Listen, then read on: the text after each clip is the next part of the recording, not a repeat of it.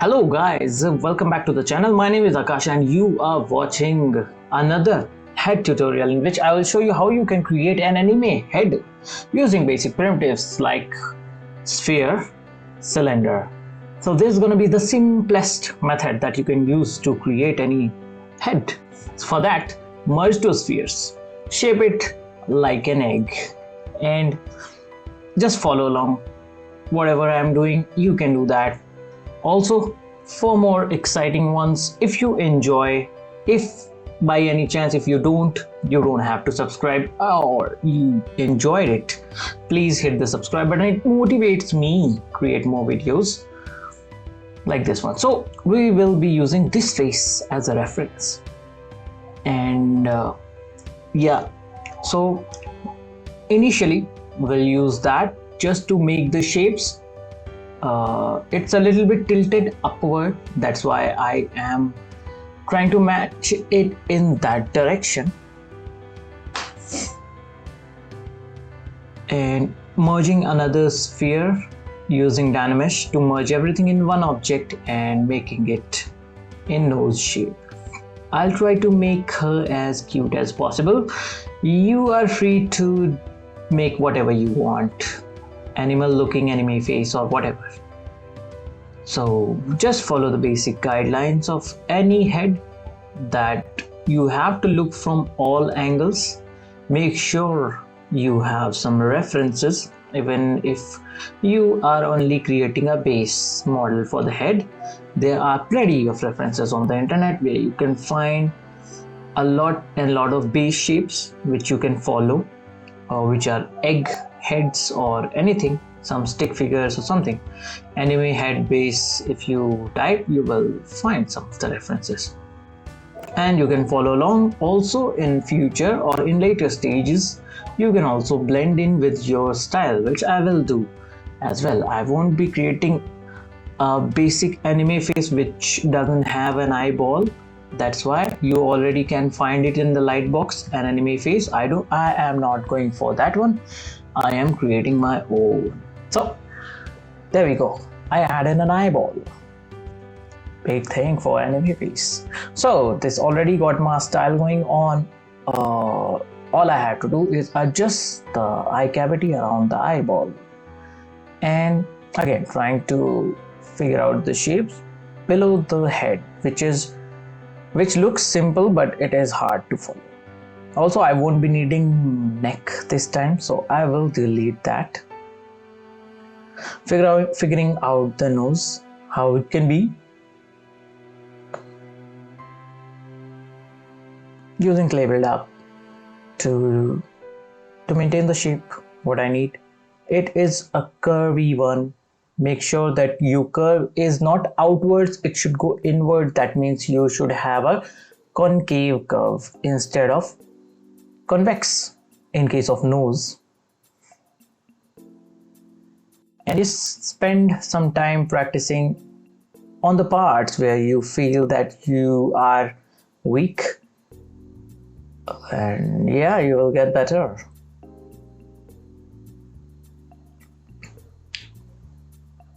Just creating some indents for those creases, which denotes that we have some eyebrows going on. I will add the eyebrows meshes later on. For now, we can deal with this. Since it is in Dynamesh stage, I will be doing ZBrush for them so that we have even amount of flow of polygons all over. Just creating a quick anime looking cute female head. I am not sure. If you have some other suggestions for me, you can drop that. Also, you can join the Discord if you have any other questions regarding this, and I'll keep posting new videos at least every week for now. So yes, not going in super detailed here for now. I am keeping it fairly stylized of what I wanted, of what I'm looking for, and the base is kind of ready. It's already looking pretty good. So now I am defining the Z remesh guides where I want my loops to be, and then we can go ahead and Z remesh and make sure you duplicate that so that you can reproject the details from the older mesh. Now whatever size you want, you have to multiply, put the number here. Suppose that it will multiply by 1000, so that if you put 5, it will be 5000. Now just smoothing it out, projecting it. We can delete the later on the earlier duplicated mesh, and we can define and detail further. So now using a lot of, not a lot, but fairly basic brushes such as damp standard, clay brush and move brush. These three are my best friends in ZBrush, so I mainly use them. So we already have a pretty good looking face, since she is looking a little bit down with a neutral contented smile, what I am going for. So yes, that's why half closed eyes is important. Make sure you have some of the eyelids visible. Do not fold them all the way up, otherwise it won't look halfway, like half closed. Make sure you add the tear duct. Once done, masking the area where I want my eyebrows to be, and extract it. Make your eyebrows ready by masking it. It's better this way other than appending another mesh, making it shape like an eyebrow or any object. It's easier to pull them out from the existing mesh, so that you don't have to place them here and again, here and there, and use gizmos again and again and again. So it's better to mask and pull out that object or extract it from there, so that it's just a practice for faster workflow. If you have not been doing it, you will see me do that for hair as well. This time I won't be using any brush. I'll use the hair by extracting it or merging any other mesh sometimes. Now time for eyelashes again. Same thing, mask out, extract, pin a loop and shape it up. Again, masking out, extract. I'll use Extract Pro Plus, which I have. I bought it on ArtStation. You can do that too. But extract, the normal extract would also work fine. If you can just extract and Z remesh it, it's fine. Anything works if you know how to deal with it.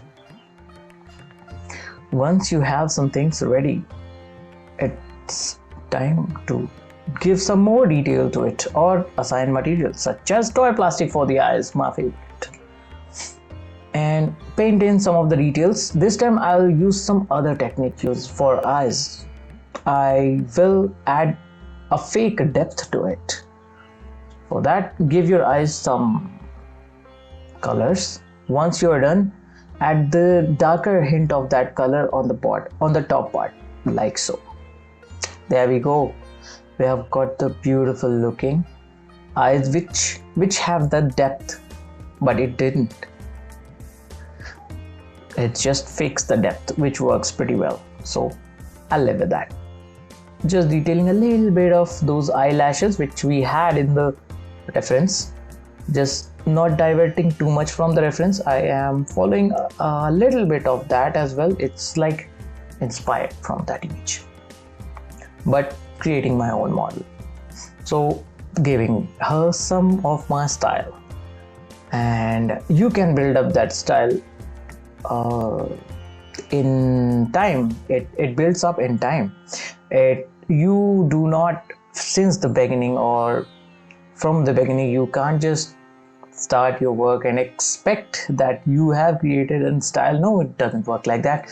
You have to copy other works, copy the tutorials if you are starting up, copy the images, copy the concept art, and ultimately you will see that yes, you can see one pattern that you can kind of try to refine it and call it your style. But for that, you have to divert a little bit from the reference that you are using. It doesn't have to match from all angles, it doesn't have to match perfectly, but not only just creating or changing shape called style, your faces or whatever you are creating, it by miles apart it should look different, that from far anybody familiar can see and call it that yeah, you have made it.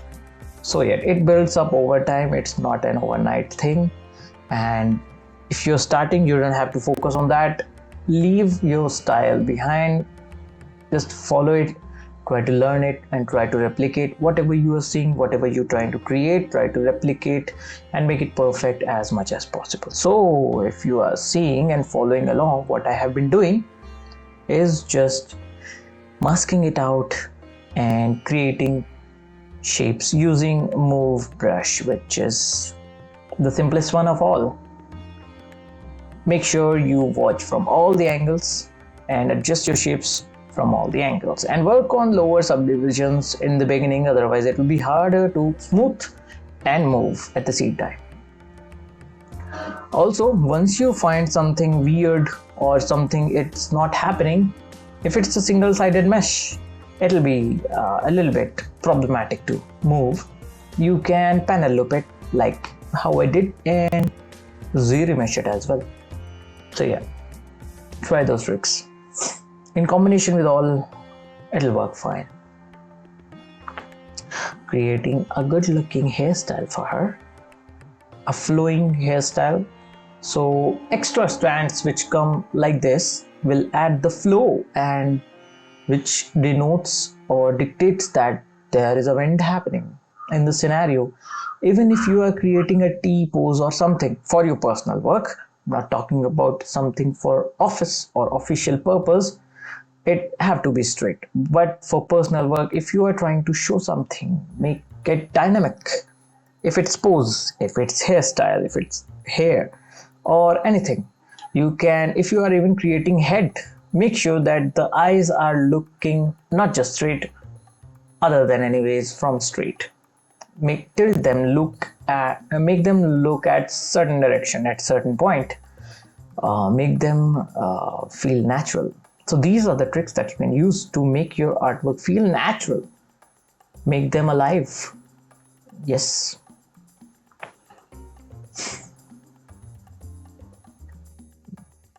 The same thing that I am trying to do here. I am making the hair look like they are flowing because there are some wind happening. They are not stuck or just falling down from one point to other. So for now, I am just adding pieces or big strands of the hair. I am not going into too much flyaways or anything for this one, and I will be merging them, and not literally merging them in one mesh, but I will show you a technique how you can create your hairstyle using this one, which will seem that they are not floating. Right now, all the ends and the beginnings of the hair strand are looking like you have just kept them, I have just kept them, and they look a little bit less natural. That's because they lack details, obviously. So yes, the top scalp hair that you are seeing here, which is stick to the head skull. So if you detail that and try to merge all these strands into that, it'll look just fine. So for now, I'll just place whatever strand I'll feel like I want.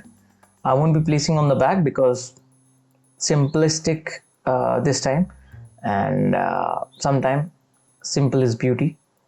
So yeah, I don't want to make it more complicated or over detailed or something like that, because it doesn't require it. You can argue with me, but it doesn't require it. I know what I'm making. It's my art. Deal with it. I'm getting. You can suggest whatever you want, but for this, I believe the less strand, if you can manage, that's fine. Because otherwise you can spend days on this, it won't get over. So this is a neat technique that I am doing, is to use boolean for that, because if you see anime heads, they have this kind of hairstyle which there is an inverted V happening on short hairs or even long hair. The V is longer. For short hairs, it's fine. So make sure you adjust these triangles, cones, in a way wherever you want. Make sure that they are uneven, and then you can use Boolean to make these shapes. Make sure they are in subtract mode.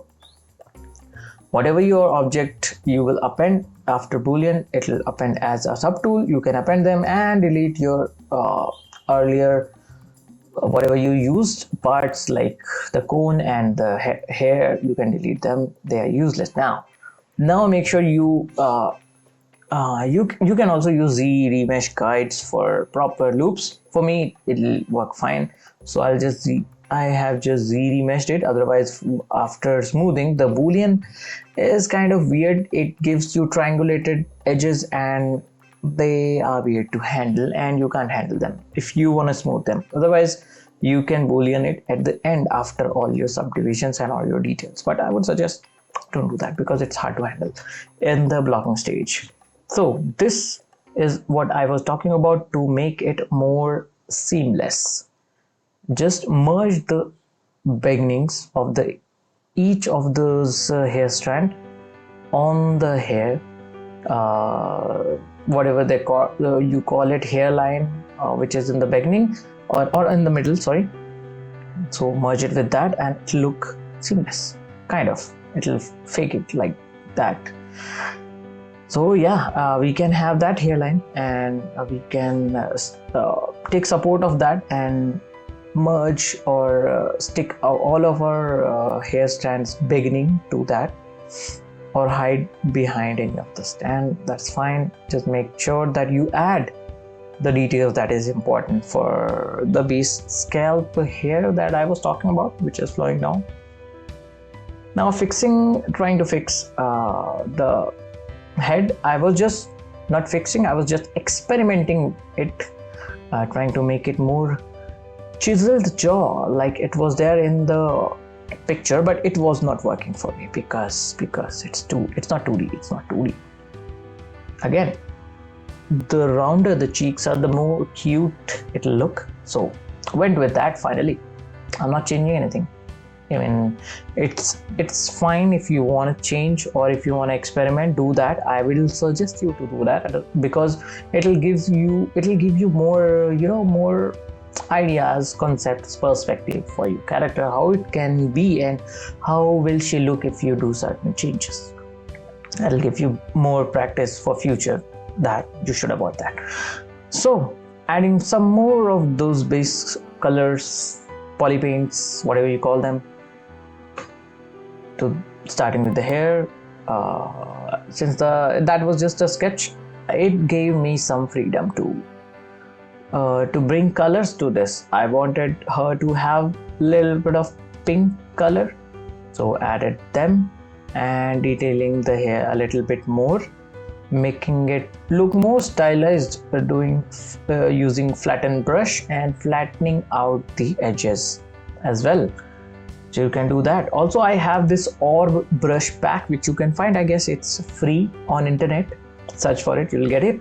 And there we have one brush which I'm using. It works as a slash brush and it works fine. Adding a simple Taurus earring. Sorry. Yes. And yeah, keeping it simple, not adding a lot and lots of props in this one. Just a face, just simple looking face, trying to make the face looks more cuter rather than adding props. That's what people do. They don't focus on basic stuff like eyes or lips or nose. They make a bad face and try to cover it up with props or hair or anything. I have seen this with so many big artists as well. I can't tell you, it's just weird. I'm not sure, man. Just add some details if you want, but focus on your primary details. If you have to focus on your anatomy first rather than putting whatever clothes or armor or whatever sci-fi thing you're making, that's fine, but make sure that your forms are proper, otherwise it'll look weird, and that's where you fail. So yeah, just finally wrapping it up using, just giving her some of those poly paint, experimenting with eyeshadows, which didn't work for me, it was looking weird, experimenting with some of the colors and kind of looking cute, looking good.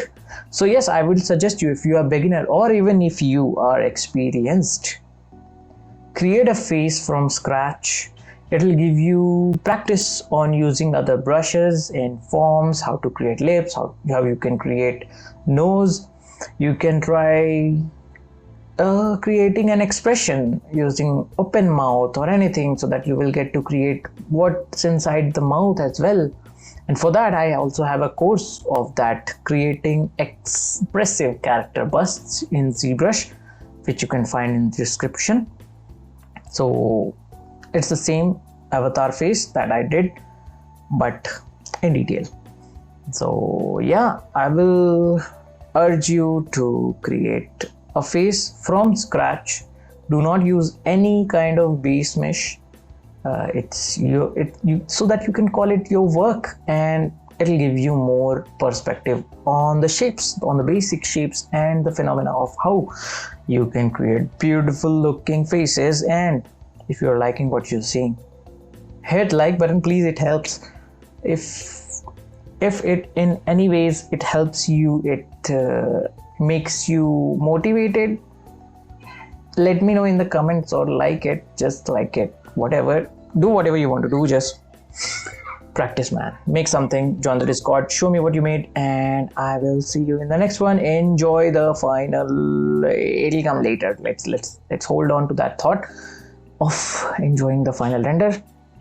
So now I'm just doing a little bit of details on the lips, not making it too detailed. I am not adding those lines which happens in real lips, which is realistic. I'm just creating those subtle details which make it look more cuter. It was a little too wide for me, the lips, so made it a little bit thinner as well as narrower a little bit, made her more cuter in some ways. Oh man, I love the eyes. Okay, so yeah, thanks for watching. If you are still with me till here, I really appreciate it, and I hope to see you soon on Discord or your work somewhere. And yeah, follow me on Instagram, because I post the render there as well, and I post works there as well. The link is for everything is in the description, whatever I use. And now enjoy the final render.